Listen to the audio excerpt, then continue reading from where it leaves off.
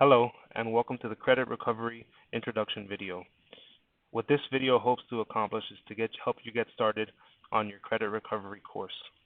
The page that you're currently looking at are the Credit Recovery Lab rules, which every student receives upon enrolling. Up at the top, you see the class codes for Remind 101. This is the primary means of communication that the teacher uses with the students, so please sign up as soon as possible. In order to sign up, you would text the code for the appropriate period, either 4th period, 5th period, or 6th period, to the phone number 81010. As you read the rules, probably the most important one is number 13, which says that all post-tests must be taken in the Credit Recovery Lab. We'll talk about that shortly. Before we get into the actual coursework, some things you need to be aware of.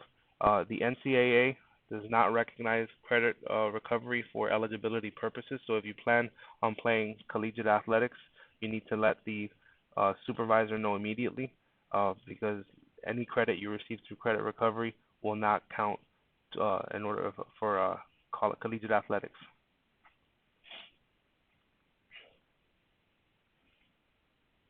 The next thing you should be aware of is if you are brought into a credit recovery advisement course, is that you'll see this poster posted prominently in the room.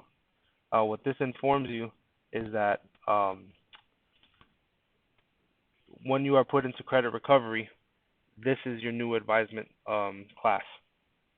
Whatever you were doing in your previous advisement no longer applies. You must be here every day, and if you are not here every day, then you will be subject to disciplinary action for being AWOL. This class is not, once you are put in, it is not optional. You do not show up as you please. You are expected to be here every day until you finish your course. The next prominent poster you see in the room is our no phone poster. Upon arriving every day, you should put your phone in your book bag and your book bag on the center table. If you are caught using a cell phone, or even if you're caught in possession of a cell phone during class, the first violation results in a teacher detention and a parent phone call. Everything after that would be an administrative referral. The point of these rules is to keep you on task and try to avoid distractions. Now let's say we're ready to begin. If you have never taken a credit recovery course before, the first thing you should do is go to the credit recovery site at gacreditrecovery.org. That's going to bring you to this page. You would click Login to Credit Recovery.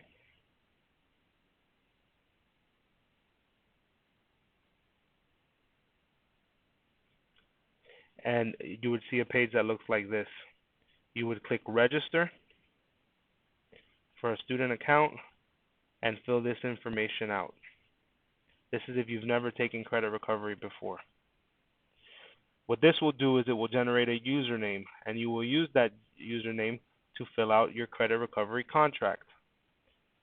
On your desktop in the Credit Recovery Lab, you will see two purple icons. One of them starts with the word Georgia, where it says Georgia Credit Recovery Enrollment. The next thing you would do is click that to fill out a contract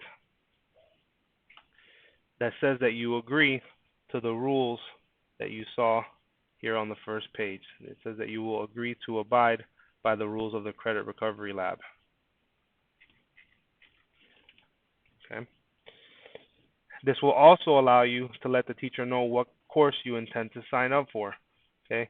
There will be a drop down for your period, a place to put your username, and then the course that you intend to register for. Once the supervisor can verify that you are indeed eligible and that your information is correct, then I will register you for your credit recovery course. Once you are registered and you're ready to log in,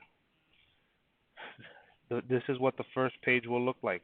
Okay, you will click where it says My CR Courses, and it will take you here. This is an example of somebody's account. they are signed up for chemistry. And once you enter, you would go to content. And on the left side of the screen, you can see all the different modules, or basically these are like chapters of the course that they have to complete. So this student left off on gas laws. When you go to any unit, it looks like this, where first you'll start off with a pretest. The pretest does not count towards the final grade. Think of this as practice. Okay, then you have these extra lesson pages and quizzes. All of that is practice. The only thing that will be considered for your final grade are post-tests and then eventually a final exam. If you're taking a language arts course, then an essay also counts as a post-test. And that's why these have to be done in the lab in the presence of a monitor. When you click on the post-test, it'll tell you how much time you have allowed. Once this time starts ticking, it does not stop. So you can't take a break and come back 5 hours later. You have 3 hours from the time you begin it. It also tells you how many attempts you have and how many you have left. How many you've completed, therefore how many you have left. If you use up all 3 attempts, there is a way to reset it, which we'll talk about later. And when you're ready, you would click on Start Quiz. This is when it comes time to take the post-test at the end. In order to pass a post-test, you must get 70 or above. If you do not get 70 or above, it will not move you to the following unit. So you will continue then to use these attempts until you reach all 3 here. If you have used all 3 attempts and you get locked out, what you need to do is go back to your desktop, and there's another purple icon that starts with PHS.